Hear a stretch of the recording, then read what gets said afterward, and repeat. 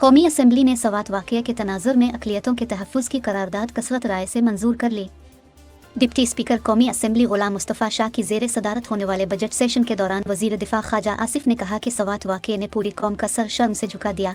पाकिस्तान किसी एक शख्स का नहीं बल्कि यहाँ रहने वाले सारे पाकिस्तानी बराबर के शहरी हैं।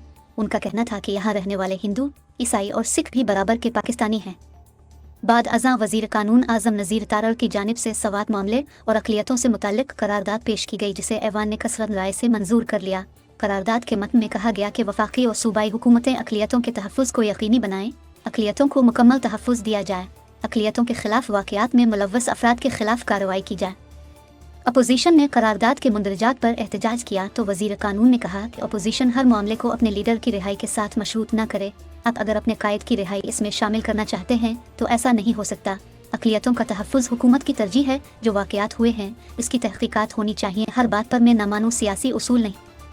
इस मौके पर PTI चेयरमैन बैरिस्टर गोहर ने कहा कि कुछ वेबसाइट रोज़ाना तौहीन रिसालत कर रही हैं। ये मामला वफाक खुद देखे। हमें अक़लियतों से कोई मसला नहीं, मगर हम इदारों की तरफ से किसी शख्स या गिरोह की सरेआम सज़ा के भी ख़िलाफ़ हैं। कोई इदारा भी गैर कानूनी सज़ा न दे।